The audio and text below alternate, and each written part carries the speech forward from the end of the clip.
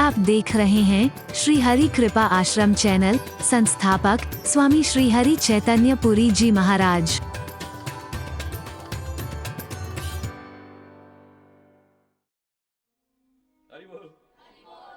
महाराज जी आपको कोई कष्ट नहीं होता? मैंने कहा बिल्कुल नहीं।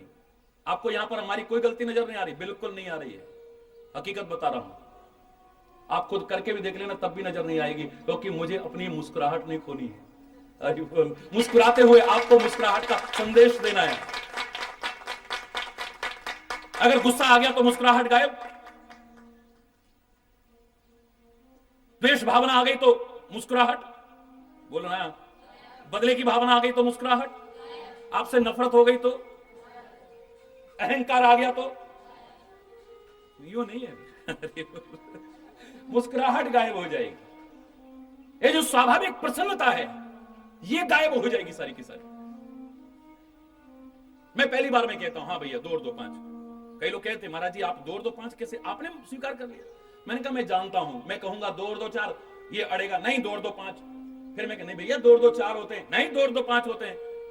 ज्यादा नहीं कहता, अंत में जाके मुझे क्या कहना पड़े, अच्छा यार दिमाग खा गया, जा 2 और 2 5 सही। हंसने वाला मुस्कुराने वाला हरिचेतन झुंझला के यूं करके कहे, उससे पहले यूं कहना हाँ भाई 2 और 2 5 है, जाते यहां से। तो ये तर्क की विषय नहीं। ज्ञान में तर्क की गुंजाइश हो सकती है, कुतर्क की वहां पर भी गुंजाइश नहीं। लेकिन भक्ति तो तर्कना से बिल्कुल परे की चीज है। मन में भी तर्कना आ गई, आपकी भक्ति खत्म। आपकी बुद्धि में भी तर्कना आ गई, आपकी भक्ति खत्म। आपकी वाणी पर तर्कना आ गई, आपकी भक्ति बिल्कुल खत्म। ये भाव प्रधान है। मेरे से जब किसी ने कहा कि हम तो फलानी विचारधारा के लोग हैं, मैंने कहा मैं तो किसी का विरोध नहीं करता भाई। ये क्या सब नाटक है, ये पूजा पाठ मूर्ति पत्थर ये वो फलाना फलाना। मैंने कहा देखिए जिसको जो अच्छा लग रहा है कर रहा है, ठीक है, अपनी अपनी भावना है। बात तो है किसी को किसी में शांति मिल रही है, सबसे बड़ी बात तो ये है, आनंद मिल रहा है, सच्चा सुकून मिल रहा है। आप व्यर्थ में तर्कना, आपको अच्छा नहीं लगता आप मत करिए। बोले साहब हम भावनाओं को नहीं मानते। मैंने कहा भावना को नहीं मानते आप जिस विचारधारा के हैं उस तरह के कई देश हैं, क्या उनका कोई झंडा नहीं है? बोले हाँ जी है। मैंने कहा आपका कोई झंडा नहीं है? बोले हाँ जी है। मैंने कहा हरि चैतन्य किसी का अपमान नहीं करता है और ना किसी को करने देगा कभी अपने सामने। लेकिन मान लो अगर तुम्हारे झंडे का कोई अपमान करे तो अरे बोले किसी की हिम्मत। मैंने गुस्सा क्यों आ रहा है? अभी तो झंडा सामने नहीं है, किसी ने अपमान नहीं किया, भावना नहीं है तो क्या है? बोलो फर्क इतना हो सकता है, किसी की इसमें भावना है, किसी की उसमें भावना है, किसी की उसमें, तेरी झंडे में भावना है। अगर तेरे से भी बहस की जाए इस छोटे से कपड़े के टुकड़े में क्या सारा राष्ट्र घुसा हुआ है? जो इसका अपमान सारे राष्ट्र का अपमान है और सारे राष्ट्र इसका आदर, सारे राष्ट्र का आदर है, तो तू भी क्या जवाब देगा बता? अरे इस कपड़े के छोटे से टुकड़ा जिसे तुम समझते हो ना, इसके पीछे लोगों ने अपनी गर्दनें कटवा दी, फांसियां झेली, अपनी जान तक कुर्बान कर दी हंसते हंसते, लेकिन इसको नीचे नहीं होने दिया है। ये बहस का विषय नहीं है, ये तर्कना का विषय नहीं है कि छोटे से कपड़े के टुकड़े में क्या सारा राष्ट्र घुसा हुआ है, इस पत्थर के टुकड़े में क्या वो परम शक्तिमान परमात्मा घुसा हुआ है। यह भावना का विषय है। क्या तर्क करेंगे हम भावनाओं में? परमात्मा जिस दिन सो जाएगा वो दुनिया में क्या बचेगा बताइए? परमात्मा ही सो गया तो हरि बोल कुछ बचेगा ही नहीं। लेकिन परमात्मा क्या सोएगा? तुमको सुलाते हो हरि बोल। अब शयन आरती हो रही है, खुद अभी मोह रात्रि में सोए हुए हैं, खुद अभी अज्ञान रात्रि में सोए हैं, लेकिन परमात्मा से बड़े प्यार से कहते जागो मोहन प्यारे जागो जागो मोहन प्यारे जागो। क्यों भाई सो गया क्या वो? आपकी भावना है, आपका वात्सल्य भाव है, आप उसे उठाते हैं, आप उसे सुलाते हैं, आप उसे स्नान कराते हैं, आप उसे भोग लगाते हैं। सारी सृष्टि को खिलाने वाले को आप कहोगे क्या खिलाएंगे हम? हरि बोल, जोर से बोलो ना। ये तर्कना का विषय नहीं है, ये भावना का विषय है। अगर यहां तर्क ना करे तो कोई जवाब नहीं दे पाएगा। क्या जवाब है बताइए? मैंने एक बार बताया था कि मैं छोटा सा था, हरि बोल, अभी कोई बड़ा नहीं हो गया हूं, अभी हूं छोटा ही। लेकिन शरीर की अवस्था के हिसाब से बता रहा हूं। हरि बोल। हाँ,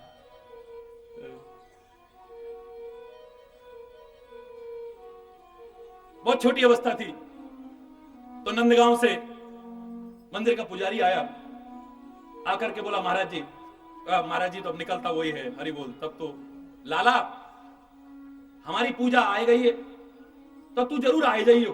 समझ में आ रहा है आपको? आ रहा है? पक्की बात? हरि बोल। बोलो ना, और जोर से बोलो ना।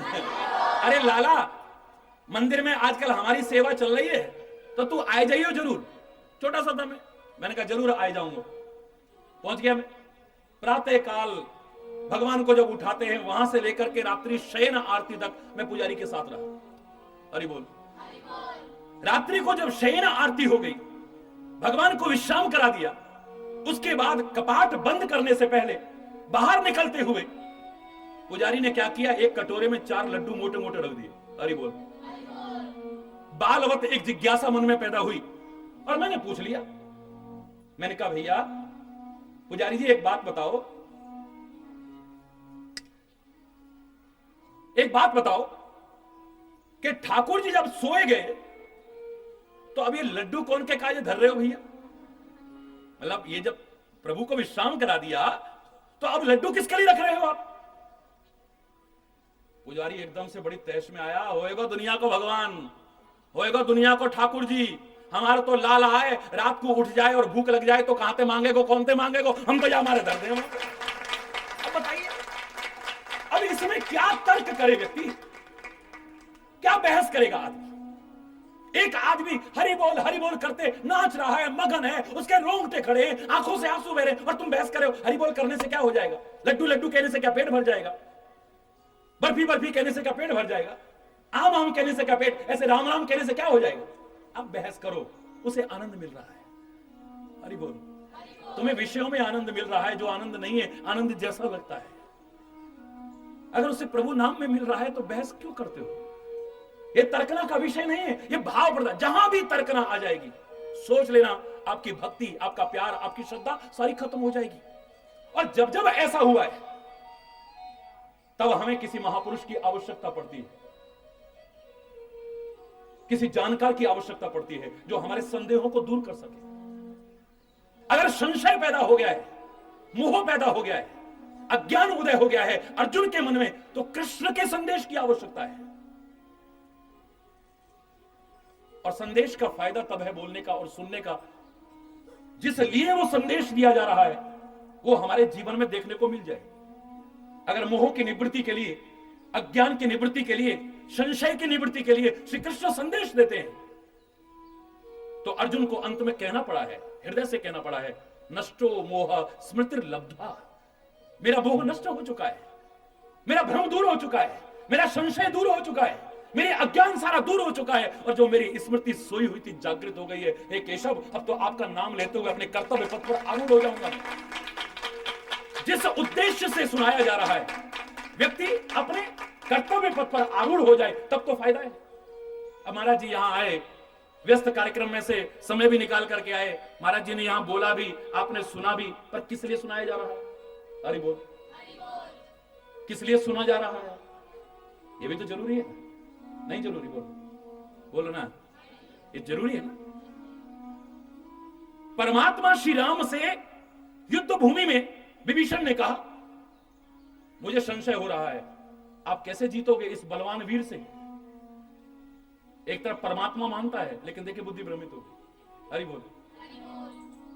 आपके तो पैरों में चरण पादुका भी नहीं है, आपके शरीर की रक्षा के लिए कोई कवच भी नहीं है, और नाथ न रथ, रथ भी नहीं है आपके पास। रावण रथी विरथ रघुवीरा। विभीषण अधीर हो गया है कि हाय अब क्या होगा, हाय अब क्या होगा। परमात्मा श्री राम ने संदेश दिया, धर्म रथ का संदेश दिया, विजय रथ का संदेश दिया, और मजा तब है जो संदेश दिया वो आपके अंतर में उतर आए।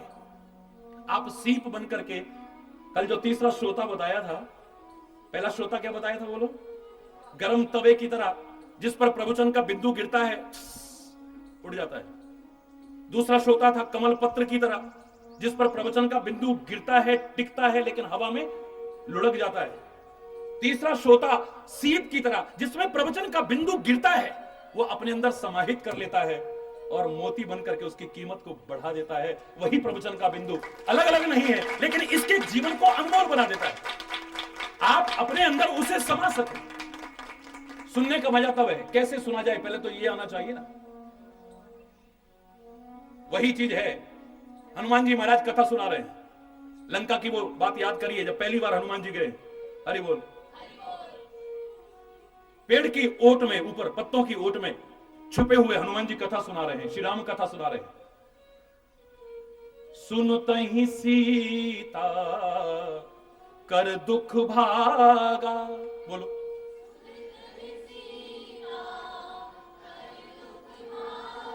उस कथा को सुनते ही सीता का सारा दुख दूर हो गया है। आपने कितनी कथाएं सुनी होंगी, आपके सारे दुख दूर हो गए क्या? बोलो ना, बोलो ना। अभिमान तो बड़ा है, हमने बड़ी बड़ी कथाएं सुनी, ऐसे करके बोलते हैं। ये नहीं, प्रभु की कृपा से हमें सौभाग्य मिला, हमने वो कथा सुनी, वो सुनी, ये नहीं। अरे बड़ी बड़ी कथाएं हमने तो सुनी था, वो सुनी और वो सुनी, हमने बड़ी बड़ी कथाएं कराई है महाराज।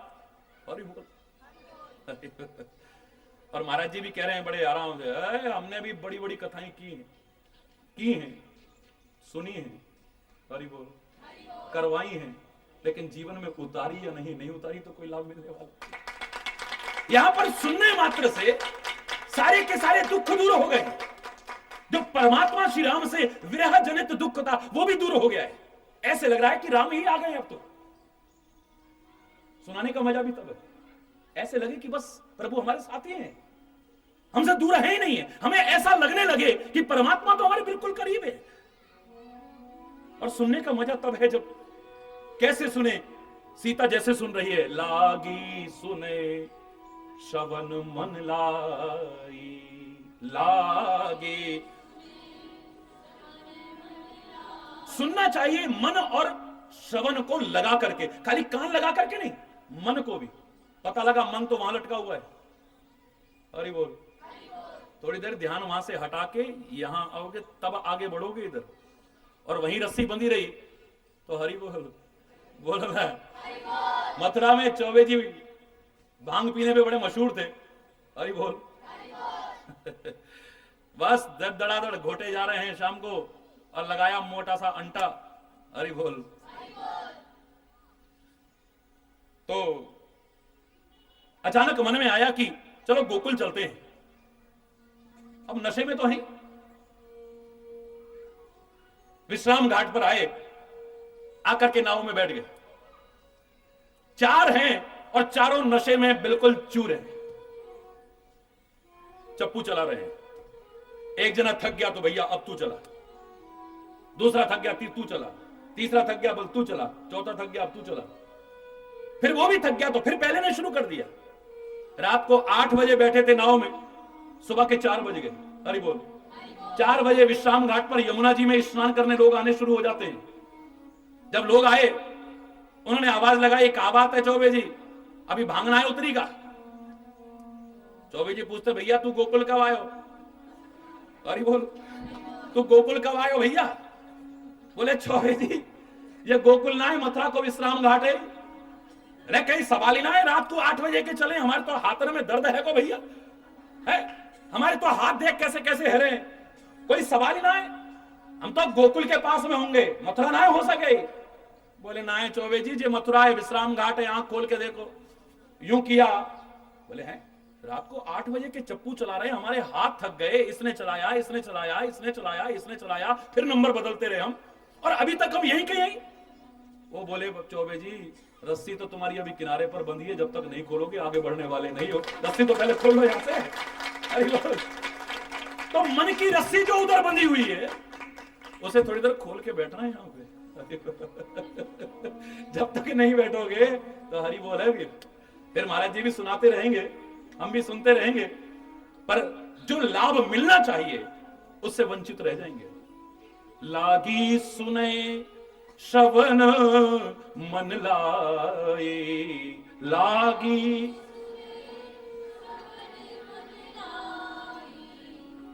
सुन रही है कैसे? मन और कान को लगा करके सुन रही है। और वक्ता क्या सुना रहा है, देखो आप। आदि हूते सब कथा सुनाई, आदि हूते। वक्ता को भी कुछ ना कुछ तो नई बात कहनी चाहिए ना। आपका भाव ये नहीं होना चाहिए अरे ये तो हम सब जानते ही हैं, ये तो हमने सब सुनी रखा है।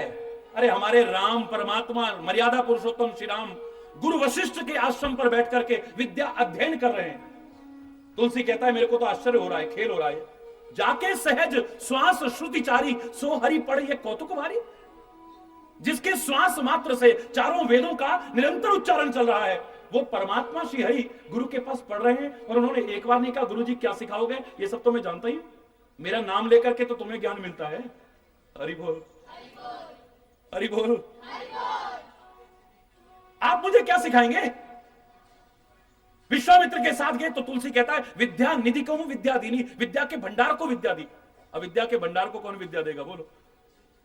लेकिन श्री राम ने तो नहीं कहा, हमने जरा सा कहीं सुन लिया, जरा सा कहीं पढ़ लिया, हाँ ये कौन सी कोई नई बात। हरि बोल। लेकिन वक्ता की भी एक खासियत होनी चाहिए। क्या होनी चाहिए? कि कुछ ना कुछ नया सुनाए। हरि बोल। आपको लगे कि हाँ ये बात तो हमने पहली बार सुनी। हरि बोल। राजा दशरथ के श्री राम, श्री लक्ष्मण, श्री भरत और शत्रुघ्न 15 वर्ष के जब वो हो गए, विश्वामित्र लेकर के गए यज्ञ की रक्षा के लिए, यज्ञ की रक्षा की, राक्षसों का विध्वंस किया, अहिल्या का उद्धार किया और जनकपुर में पहुंचे हैं। ये तो मेरी कथा हो रही है। अब वो चौंकी, हरि बोल, व्याकुल हो गई है। फिर ऐसा हुआ, फिर ऐसा हुआ, फिर ऐसा हुआ, फिर ऐसा हुआ। अंत में कथा आकर के कहां छोड़ दी? रावण ने मारीच को सोने का हिरण बनाया और लाकर के सीता का अपहरण करके ले गया। कथा बंद कर दी। अब सीता कहती है यही तो मैं जानना चाह रही हूं कि इसके बाद क्या हुआ। हरि बोल। एक क्यूरियोसिटी होनी चाहिए ना, ये नहीं कि जबरदस्ती सुनाते चले गए, सुनाते चले गए, बोर होकर के एक उठा, दूसरा उठा, तीसरा। वो मैंने बताया था ना एक बार कि उतना मत गाओ जितना गा सकते हो, उतना गाओ जितना रिझा सकते हो। याद है आपको? याद है? किसको याद है? हाथ उठाओ। महाराज जी ने क्या कहा था? हाँ सुनते हैं आप लोग इसका। हरि बोल। उतना मत खाओ जितना खा सकते हो, उतना खाओ जितना पचा सकते हो। उतना किसी से संबंध मत बनाओ जितना बना सकते हो, उतना बनाओ जितना निभा सकते हो। उतना मत गाओ जितना गा सकते हो, उतना गाओ जितना रिझा सकते हो। ऐसा ना हो कि सुन सुन करके लोग बोर होकर उठ के चल रहे। एक गायक महोदय आंखें बंद करके और शुरू हो गए,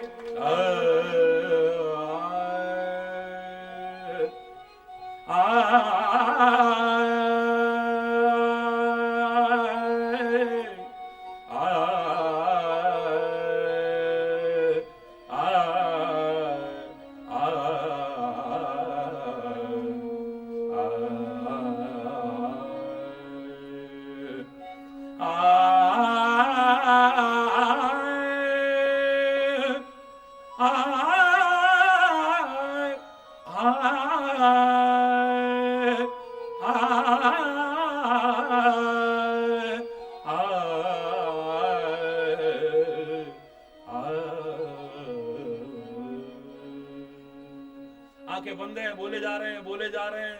आंख खुली तो वहां पर कोई भी नहीं। एक जना बैठा, उन्हें कहा भैया इतना बड़ा नगर, एक संगीत प्रेमी? बोले महाराज मैं संगीत प्रेमी नहीं, माइक वाला हूं, बोलना बंद करो तो मैं भी चलूं यहां से। सुनने वाले के मन में जब तक, अरे वो सुनाने वाले की एक विशेषता ये भी होनी चाहिए ना, और सुनाने वाले को पहले सुनने वाला बनना आना चाहिए। हरि बोल।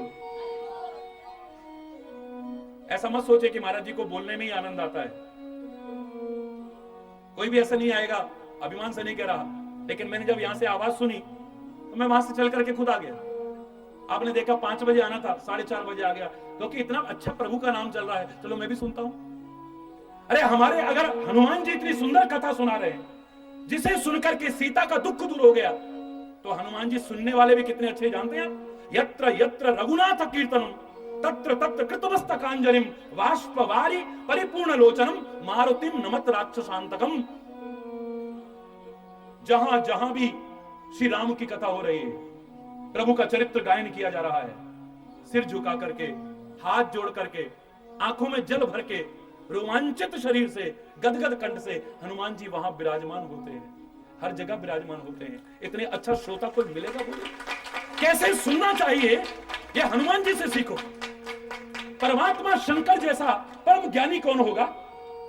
लेकिन उन्हें भी मौका मिलता है तो कभी अगस्त ऋषि से कथा सुनने जाते हैं, कभी कागभूषुंडी से कथा सुनने जाते हैं। हरि बोल। वक्ता की भी विशेषता हो, अच्छा वक्ता वही बन पाएगा जो अच्छा श्रोता भी बनना जानता है। हरि बोल। जो शांतिपूर्वक सुनना भी जानता है। ये नहीं कह रहे ये तो हमारे कौन से यार। हरि बोल। सुनने में भी आनंद आना चाहिए। प्रभु नाम चल रहा है। जितने हमारे महापुरुष हुए उनकी विशेषता रही है, अगर वो अच्छे कुशल वक्ता हैं तो अच्छे श्रोता भी हैं। और ऐसे श्रोता, ये नहीं कि हमें कोई देखे। तुलसी पहचान नहीं पाया हनुमान जी को। तुलसी रोज कथा बोलता था और हनुमान जी वहां बैठ करके सुना करते थे। ये कथा आप सुनते हैं ना, तो प्रेत ने कहा कि हनुमान जी तेरी कथा में होते हैं। अब आज ध्यान कथा में कम है और चारों तरफ नजर ज्यादा जा रही है। हनुमान जी कहां बैठे हैं? कोई नजर ही नहीं आए। हरि बोल, हरि बोल। हनुमान जी नजर नहीं आए। जब परमात्मा को हम एक रूप विशेष में ही आरोपित कर लेते हैं, हम प्रभु को नहीं पहचान सकते। अगर हम सबके अंदर उसे न देखें और यहां सबके साथ सद्भाव करते हुए प्रेम पूर्वक यहां पर नहीं बैठेंगे, तो परमात्मा की कृपा के परमात्मा को पाने के अधिकारी हम नहीं बन पाएंगे कभी भी। इतना याद करिए। तू उधर हो जा, तू उधर हो जा, नहीं। हरि बोल। नहीं दर्शन हुए। प्रेतराज कहने लगे, कहो दर्शन हुए तुम्हें? बोले नहीं। कृपा करके बताओ तो हनुमान जी वहां कहां बैठते हैं?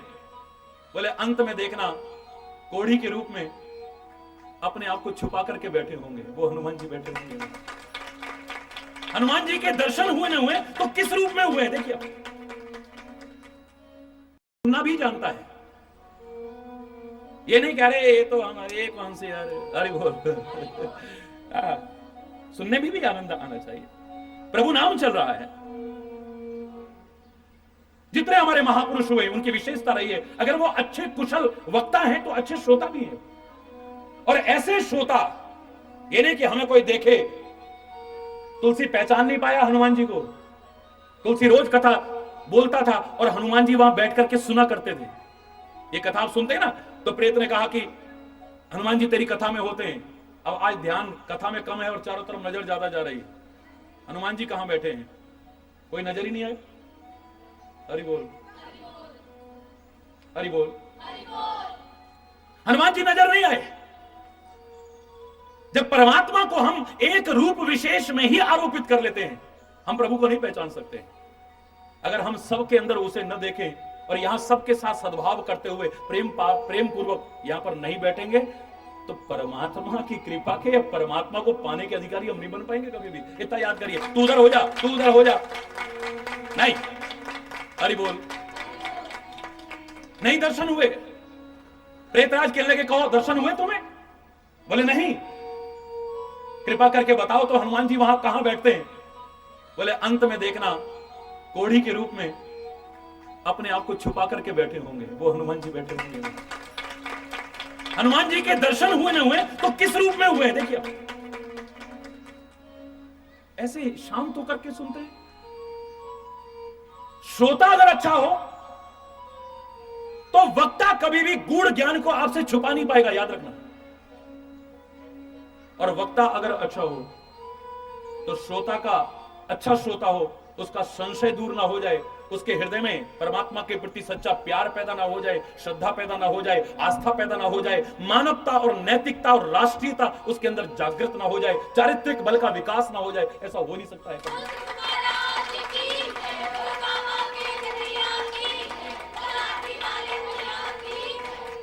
वक्ता को जरूरी नहीं कि परमात्मा जिन्हें हम कृष्णम वंदे जगत गुरु कहते हैं उसी रूप में हमारे सामने आए, कोई आवश्यक नहीं।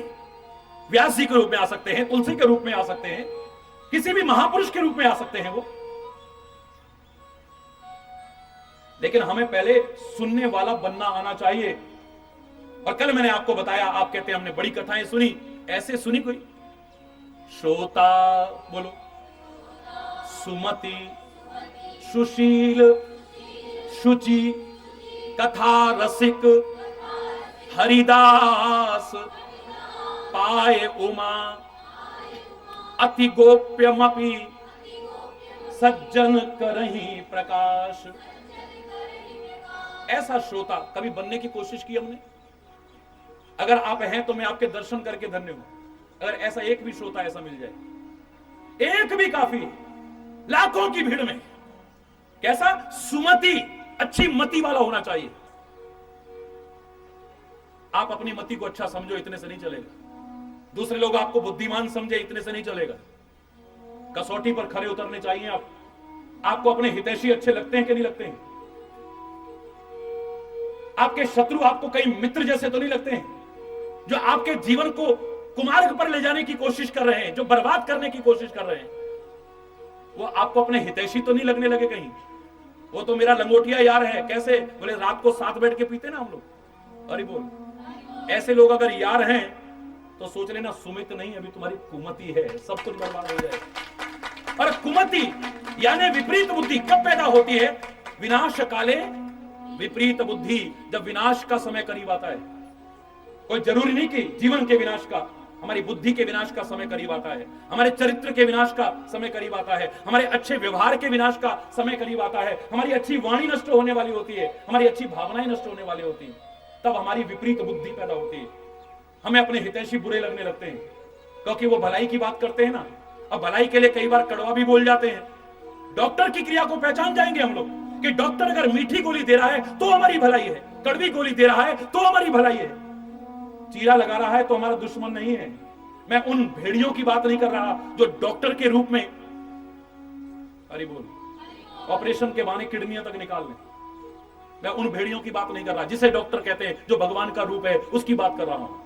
उसकी क्रिया को देख करके आप जानते हैं वो मीठी गोली देगा तो हमारी भलाई है, कड़वी दे तो भलाई है, चीरा लगाता है तो भलाई है, ऑपरेशन करता है तो हमारी भलाई है, और किसी अंग को काट के भी फेंक दे तो कोई शत्रुता नहीं है। जहर आगे ना फैल जाए इसके लिए अंग को काट रहा है तो उसमें भी हमारी भलाई है, कभी हमारी बुराई नहीं हो सकती। लेकिन अपने मां बाप की क्रिया को हम नहीं समझ पाते। उनकी जरा सी कठोरता हमारे मन में दुर्भाव ला देती है। अपने संतों की उस कठोरता को नहीं पहचाने। जितने कोमल संत हैं, इतना दुनिया में कौन कोमल होगा? अगर वो कठोरता ला रहे हैं तो क्यों? क्यों? आपसे दुश्मनी है कोई? बोलो ना। याद रखना, असंत की, दुष्ट की कोमलता भी आपको नुकसान पहुंचाएगी, और सज्जनों की, बड़े बुजुर्गों की कठोरता भी आपके जीवन का उद्धार कर देगी। आप समझ पाए या न समझ पाए, किसी दिन समझोगे, आपके जीवन का उद्धार कर देगी। जिस दिन आप समझ गए, ऐसा समझ लो आपकी सुमति उजागर हो गई है, कुमति दूर हो गई।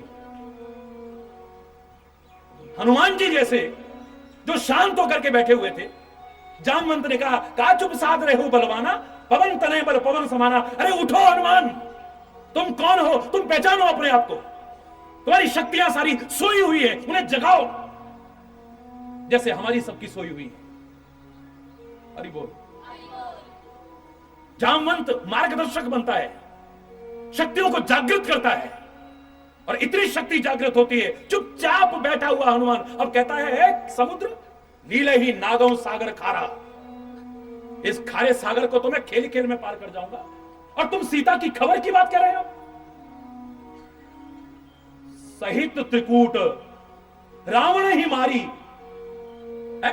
सहित सहाय रावण ही मारी, आनो यही त्रिकूट उखारी। जिस त्रिकूट पर्वत पर लंका है ना, जिस लंका में रावण इत्यादि के हैं और जिसमें सीता है, उस सीता की खबर लाना तो दूर, राक्षसों को मार करके उस त्रिकूट पर्वत को लंका सहित उठा कर ले आता हूं। तुम क्या समझ रहे हो? इतनी शक्तियां जागृत हो गई, आपने शक्तियां जागृत की है, और अब व्यक्ति में जोश आया, उत्साह आया, और एकदम से कह दिया है, ऐसा नहीं करना बिल्कुल, क्योंकि आपने साथ में कह दिया है कि जामवंत तुम कहो विचारी, आप बताइए मेरी भलाई किसमें, मुझे क्या करना चाहिए। तो जामवंत कहता है, ये मत करना, ये काम प्रभु करेंगे, तुम अपना काम करो बस। अपना अपना काम हर व्यक्ति करे तो कहीं दिक्कत नहीं आती। अपने अपने कर्तव्य का पालन करे, अपने अपने कर्म क्षेत्र में आगे बढ़ता रहे, कहीं भी परेशानी नहीं आती। एक दूसरे के काम में दखलंदाजी, अरे बोल, ये प्रभु करेंगे तब उनका सारा संसार यश गायन करेगा। और तू भी बोलना, बस उनका यश गायन करना, श्री राम जय राम। अब कितना बुरा लगेगा इतने लोगों के बीच में आपके अंदर शक्तियां जागृत की गई, और जब आप कह रहे हो कि मैं करूंगा ऐसा, तो कहे मैं मत कर, शांत होकर बैठ जा। अरे बोल, आपको बुरा लगेगा? अच्छा बोलो, बोलो ना, कैसा लगेगा बोलिए, सच्ची बताना। बुरा लगेगा ना? पहले तो जोश दिला दिया और अब सबके बीच में शर्मिंदा कर दिया हमको। लेकिन सुंदरकांड की सुंदरता यहीं से शुरू होती है। जामवंत के वचन सुहाए, सुनी हनुमंत हृदय अति। बोलो, याद है आपको सुंदरकांड की पहली चौपाई कौन सी है? जामवंत के वचन सुहाए, सुनी हनुमंत। वो कौन से सुहावने वचन थे? अगर तुमको कहे होते तुम्हें बुरे लग जाते। जामवंत ने जो कहा है, नहीं तुम्हें ये नहीं करना है। इतने लोगों के बीच में शर्मिंदा करने की कोशिश की हमको, तुम्हें बुरा लग जाता। हो सकता है हनुमान के कानों को बुरा लगा हो सकता है मन को बुरा लगा हो सकता है, हुआ नहीं ऐसा, हो सकता है। लेकिन जब हृदय से विचार करोगे ना, तो बड़ों की बात आपको बुरी नहीं लगेगी, उसमें भलाई ही नजर आएगी। ये जामवंत मेरा मार्गदर्शक है, मेरा हितैषी है, मेरा शत्रु नहीं है। ये जो कह रहा है मेरी भलाई के लिए, इस समय मुझे बुरा लग रहा है, लेकिन इसमें मेरा भला ही होगा, कभी बुरा नहीं हो सकता है। बड़ों की बात जब तुम्हें बुरी लगने लग जाए, आप रामायण के ये चंद उदाहरण देखिए। मैं छोटे छोटे पात्रों की बात नहीं कर रहा हूं, इस महान पात्र की बात कर रहा हूं। हनुमान को इतने लोगों के बीच में ऐसे कठोर शब्दों को कहा गया, लेकिन सुनी हनुमंत हृदय अति, बड़ा खुश हो रहा है, कितना अपना समझ करके मेरे को समझा रहे हैं। हरि बोल, बोलो ना।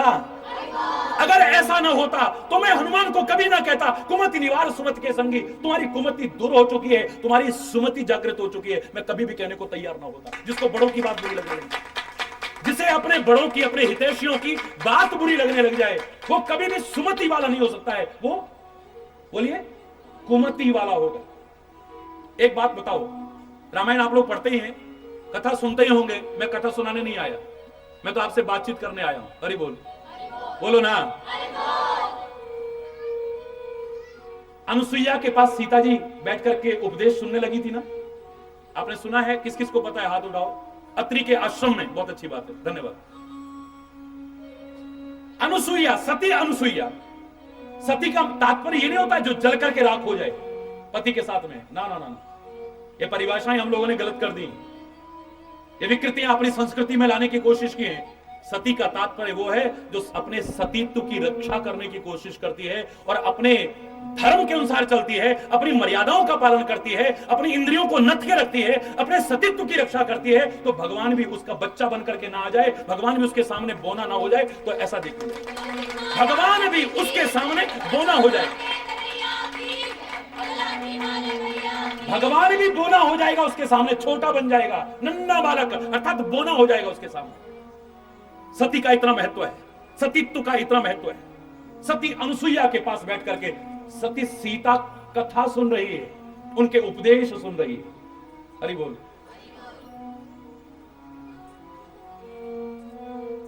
और उन्होंने जो उपदेश दिए हैं, कभी पढ़ के देखना अगर ना पढ़े हो तो। किसको पता है क्या उपदेश दिया था? हाथ उठाओ जरा। बहुत अच्छी बात है, कुछ लोगों को पता है। उपदेश ये दिया था कि हे सीता, तो इस प्रकार की नारियां होती हैं, ये अधम नारियां होती हैं। ऐसी जो नारियां होती हैं वो निकृष्ट नारियां होती हैं। ऐसी जो नारियां होती हैं ये उत्तम पतिव्रता होती हैं। ऐसी नारियां जो होती हैं ये मध्यम पतिव्रता होती हैं। ऐसी जो होती हैं वो अधम पतिव्रता होती हैं।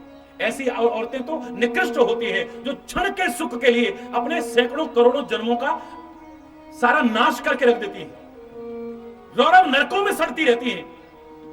ऐसी औरतें बहुत गलत होती हैं, ऐसी नारियां बहुत गलत होती हैं।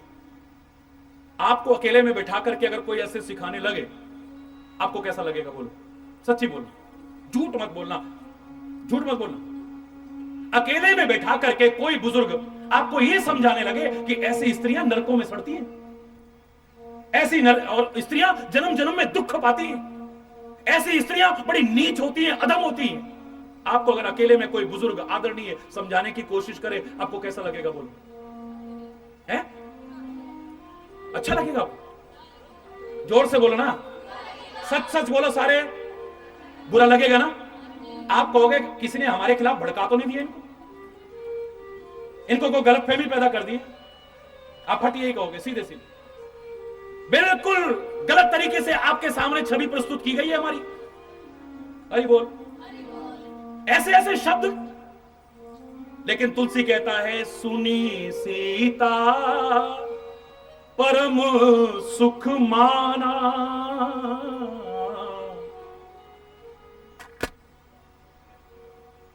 सुनी सीता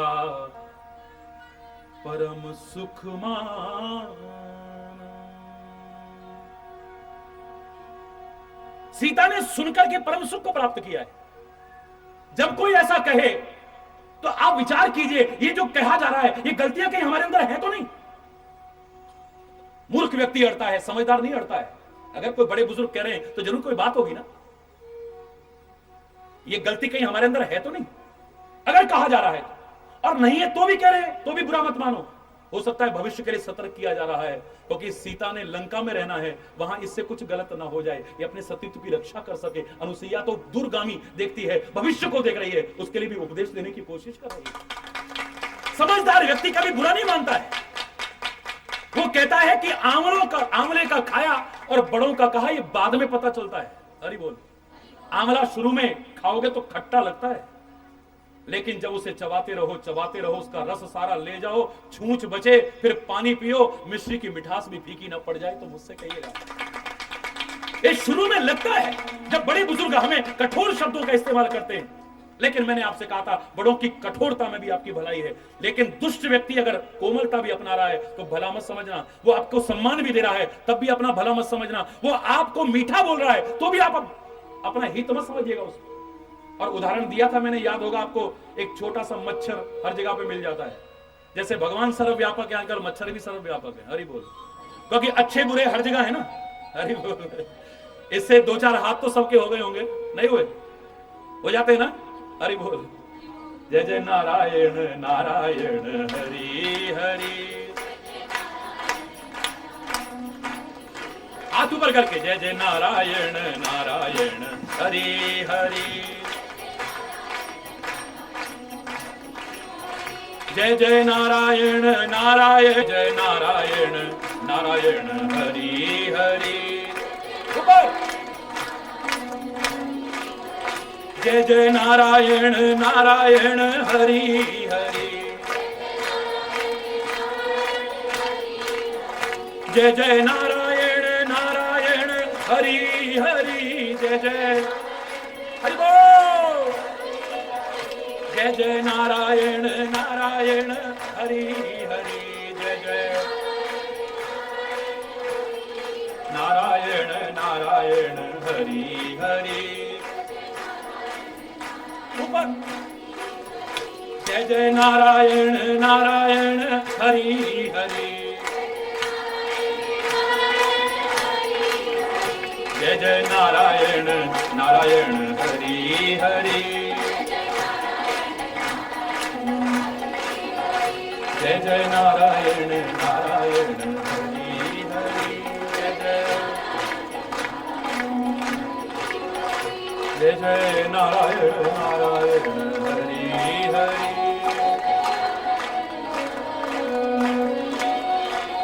जय जय नारायण नारायण हरि हरि। जय। हमारे महापुरुषों ने इसे दुष्ट का प्रतीक बताया, लेकिन आप देखिए इसे, इसकी विशेषता देखिए, जब भी आता है पहले आपके चरणों में झुकता है। अगर कभी नोट ना किया तो आज जरूर करिएगा, खुले आंगन में जरूर शाम को बैठ के एक बार इस दृश्य का अनुभव करने की कोशिश कीजिए। ये जब आता है, क्योंकि आप बाहर आंगन में बैठे हो ना कभी, अरे यार अंदर चलो, अरे बोल, जोर से बोलो ना यार। अब तो नीचे से शुरू होते हैं, पैरों से। ऐसा आता है तो सबसे पहले ये मत सोचना कि मेरे को काट रहा था मैं ऐसे कर रहा हूं। अरे हाँ,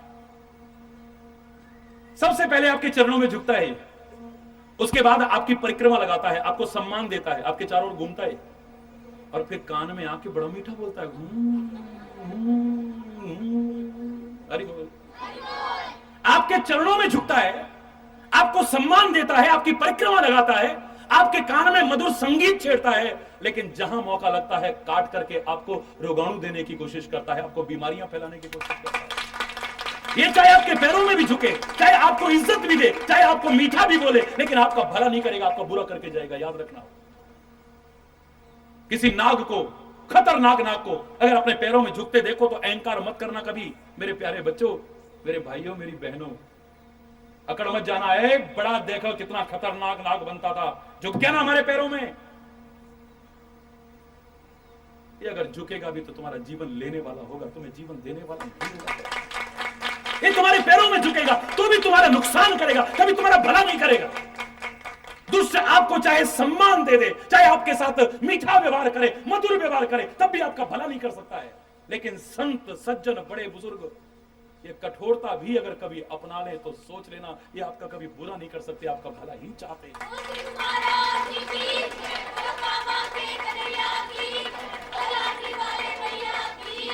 बिल्कुल ठीक वैसे ही है, क्योंकि वो ज्यादा जानते हैं किसको कैसी दवाई की आवश्यकता है। आप जो विभिन्न प्रकार के अहंकार पाले हुए बैठे हैं, आपके अहंकार को कैसे खत्म किया जाए, आपके इस रोग को कैसे खत्म किया जाए, आपकी विकृतियों को कैसे खत्म किया जाए, आपके विकारों को कैसे दूर किया जाए। शत्रुता नहीं है। गुरु और संत अगर आप में कमियां निकाले, उनका काम है कमियां निकालना, बताइए। वो अगर कमियां निकाल रहे हैं, सौभाग्यशाली मानना ऐसे गुरु और संत मिले हमें। आपकी वाह वाह करने वाले बहुत मिल जाएंगे, आपका गुरु नहीं। अभी ये तबला बजा रहा हो, ये बाजा बजा रहा हो, मेरी बहन जी कितना भी अच्छा गा रहे हो, सारे वाह वाह कर सकते हैं, लेकिन इनके उस्ताद नहीं कर सकते। उनका ध्यान इनकी अच्छाई पर नहीं होगा।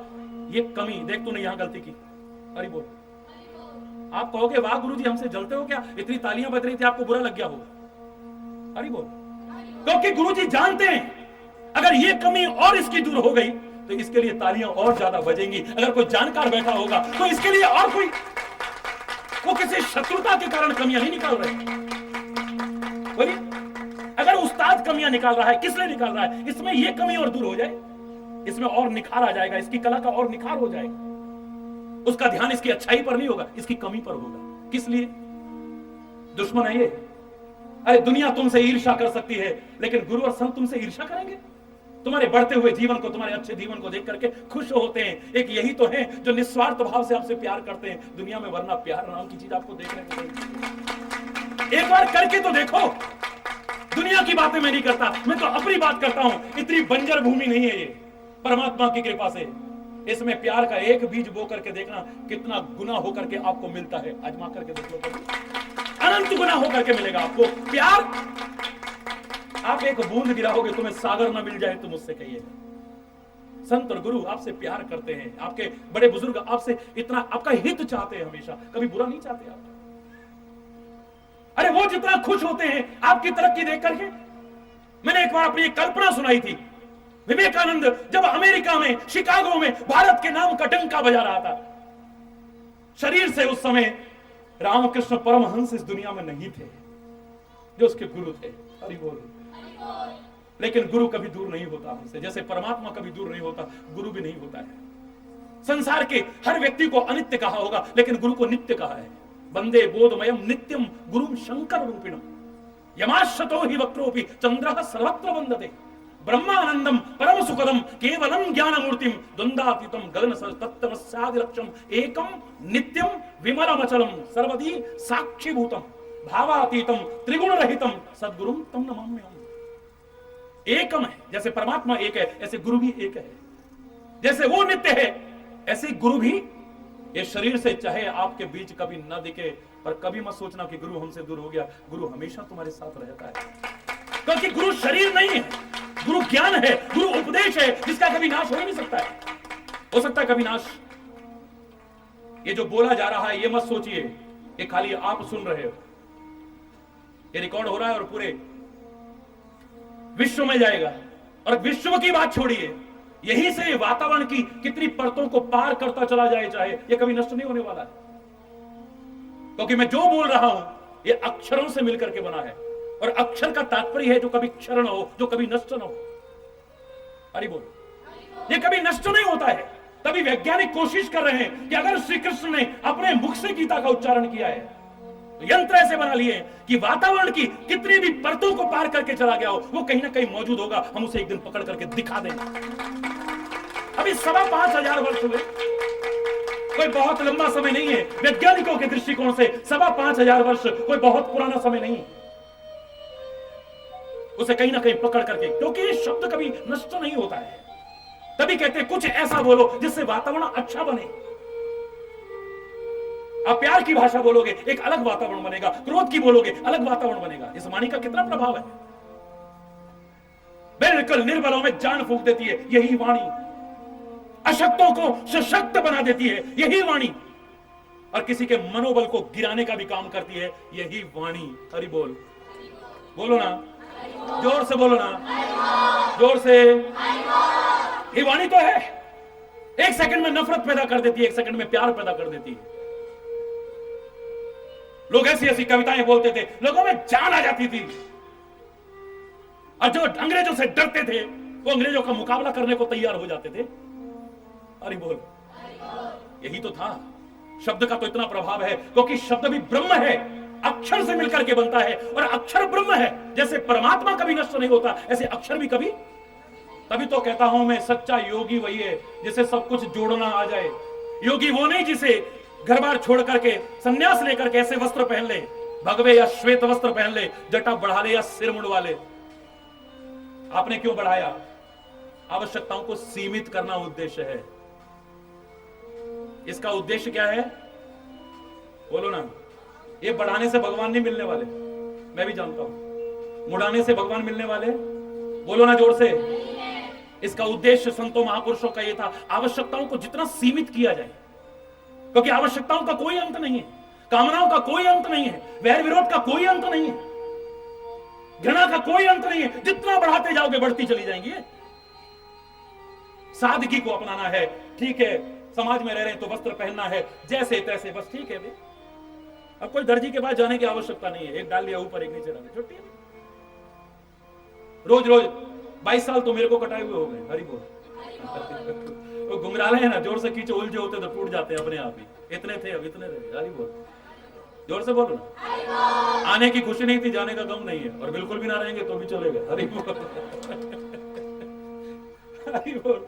तो योगी का तात्पर्य ये नहीं कि मात्र वेशभूषा धारण कर ले, मात्र गृहस्थ परित्याग कर दे, या मात्र इस प्रकार का वाह्य नहीं। योग का हिंदी में तात्पर्य होता है जोड़ना, जिसे जोड़ना आ जाए, जिसे आत्मा को परमात्मा से जोड़ना आ जाए, जिसे टूटते बिखरते समाज को जोड़ना आ जाए, जिसे अपनी बिखरती हुई चित्तवृत्तियों को जोड़ना आ जाए, जिसे अक्षरों के रूप में शब्दों को भी जोड़ना आ जाए, वही योगी कहला सकता है, दूसरा नहीं कहला सकता। आप किसी वेश में हैं, आप कहीं हैं, आप योगी कहलाने लायक हो सकते हैं। जिसने अपनी इंद्रियों पर संयम कर लिया है, जिसका आंखों पर संयम है, जिसका कानों पर संयम है, जिसका नासिका पर संयम है, जिसका जवान पर संयम है, जिसका अपने हाथों पर संयम है, जिसका पैरों पर संयम है, मन मस्तिष्क पर संयम है, वो योगी हो सकता है। इस वेश में भी हो सकता है, इसमें भी हो सकता है, नहीं तो यहां भी नहीं है, वहां भी नहीं है। अरे बोल। अक्षरों को भी जोड़ना कहां आता है हमें? गालियां भी इन्हीं अक्षरों को जोड़ करके बनती है मेरे बच्चों, इन्हीं अक्षरों को जोड़ करके बनती है। अक्षर ब्रह्म का रूप है, अक्षर परमात्मा का स्वरूप है, ठीक है, लेकिन गालियां भी तो उन्हीं अक्षरों से बनी है। अरे बोल, जोर से बोलो ना, जोर से। गालियां भी उन्हीं अक्षरों को जोड़ करके बनी है, और प्रभु का नाम भी, जोर से बोलो, उन्हीं अक्षरों को जोड़ के बनी है। गंदा अश्लील साहित्य भी उन्हीं अक्षरों को, जोर से बोला करो, जोड़ के बना है। और सत साहित्य भी उन्हीं अक्षरों को जोड़ के बना है। वेद पुराण, गुरु ग्रंथ, कुरान, बाइबल, विभिन्न धार्मिक ग्रंथ उन्हीं अक्षरों को, राष्ट्रभक्ति के गीत उन्हीं अक्षरों को, प्रभु भक्ति के गीत उन्हीं अक्षरों को, गंदे अश्लील फूहड़ गीत भी उन्हीं अक्षरों को। अब आपको जोड़ना आता है या नहीं आता है अक्षरों को भी ठीक से, वरना आप कैसे भी द्वेष धारण कर लें, कैसा भी आडंबर कर ले, आप योगी कहलाने के लायक नहीं हो सकते। ये अक्षर कभी नष्ट नहीं होते, जो बोला है। तो गुरु कभी हमसे दूर नहीं होता, क्योंकि गुरु ज्ञान है, गुरु उपदेश है, गुरु प्रेरणा है, गुरु संदेश है, जो कभी नष्ट होने वाला नहीं। आप ये मत सोचिएगा कि ये शरीर रहेगा नहीं तो हरि चैतन्य नहीं रहेगा। हरि चैतन्य का संदेश, हरि चैतन्य के विचार, हरि चैतन्य के प्रेरणाएं, ये जीवन में कभी भी आजमा लेना, हमेशा रहेंगी और वो यहां भी साथ निभाएंगी, वहां भी साथ निभाएंगी। कभी गुरु हमसे दूर नहीं हो सकता है, कभी भी हमसे दूर नहीं हो सकता है। विवेकानंद वहां पर धूम मचा रहा है, भारत का जय घोष हो रहा है, भारत का सिर ऊंचा उठ रहा है। धन्य है ऐसे लालों पर, एक भी औलाद ऐसी हो जाए जो कुल का नाम कर दे, मां बाप का नाम कर दे, राष्ट्र का नाम कर दे। धन्य है ऐसे, और हजारों भी हो जाएं जो खुद को भी डुबो ले और अपने कुल को डुबो दे, राष्ट्र के नाम को भी कलंकित कर दे। ऐसी हजारों औलादें भी बेकार है, नहीं चाहिए ऐसे। एक भी ऐसा जो हमें, मेरी कल्पना है कि रामकृष्ण परमहंस लेटा हुआ है, हरि बोल। आज रामकृष्ण परमहंस के गले में बहुत दर्द हो रहा है, कैंसर से पीड़ित था ना, गले के कैंसर से, हरि बोल। फर्क इतना है कि हम लोग अपने कर्मों के कारण कष्ट उठाते हैं और महापुरुष इस समाज के लिए कष्ट उठाते हैं। गले में दर्द हो रहा है बुरी तरह, लेकिन रामकृष्ण परमहंस अपने आप को समझाता था कि मैं आत्मा हूं, मैं शरीर नहीं हूं। ये कष्ट शरीर को मिल रहा है। आज वेदना इतनी बड़ी कि आंख से आंसू निकलने लगा, उसने पूछ लिया फट करके, नहीं कमजोर नहीं बनना है, हरि बोल। हमें कमजोर नहीं बनना है। इतने में ही दुख के कारण, कष्ट के कारण, वेदना के कारण जो रामकृष्ण परमहंस की आंखों में आंसू आ रहा था, उसे पोंछ दिया है। उसी समय एक व्यक्ति ने आके कान में कहा, ये मेरी कल्पना है, मेरी भावना है, हरि बोल। एक व्यक्ति ने कान में आके कहा, हे स्वामी जी, आपका जो शिष्य है ना विवेकानंद, उसने तो भारत का डंका बजा दिया अमेरिका में। अब तो आंसू ऐसे फूटे हैं कि रुकने का नाम ही नहीं ले रहे।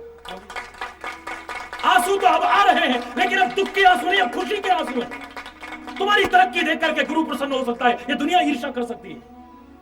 वो तुमसे जलता नहीं है, वो तुम्हारा बुरा नहीं चाहता है। अगर वो कभी कठोरता भी अपनाए तो सोच लेना इसमें तुम्हारी भलाई है। जिस दिन तुम्हें यह पता लग गया, तुम्हारी सुमति जागृत हो गई है, तुम श्रोता ऐसे बन जाओगे कि वक्ता गुण ज्ञान को भी छुपा नहीं पाएगा। दावे से कह रहा हूं मैं। पहले सुमति अपने अंदर लाई।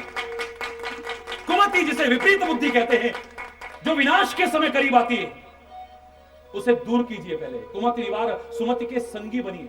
प्रभु को, प्रभु की कृपा को भी नहीं पा सकोगे अगर आपकी कुमति रही। आप जानते हो, तभी तो रोज बोलते हो, तुम हो एक अगोचर सबके प्राणपति, किस विधि मिलऊं दया में तुमको मैं। कुमति के रहते मैं तुम्हें पा जाऊंगा कभी? हो ही नहीं सकता है जब तक सुमति नहीं होगी। परमात्मा की कृपा या परमात्मा को भी प्राप्त करने के अधिकारी नहीं। तुम अच्छे श्रोता भी नहीं बन सकते, अपने जीवन को उत्थान के पथ पर आगे ले जाने की कोशिश नहीं कर सकते हो। पहले श्रोता बन जाना बस। हरि बोल। श्रोता बोलो, सुमति, सुशील।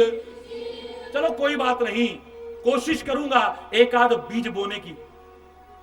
लेकिन अगर ना भी बीज बो पाया, और महापुरुष भी आते रहते हैं यहां, बीज वो बो देंगे, लेकिन जो बीज बर्बाद होने की संभावना थी, अगर इस तरह से ये बंजर भूमि ना रही, उपजाऊ भूमि बन गई, तो कोई भी आके बोएगा, यहां पर फसल बड़ी अच्छी तैयार होगी। मैं चलो उपजाऊ भूमि तैयार कर जाता हूं, मैं इसे जोत करके, निरा करके इस लायक बना जाता हूं, कोई बात नहीं है।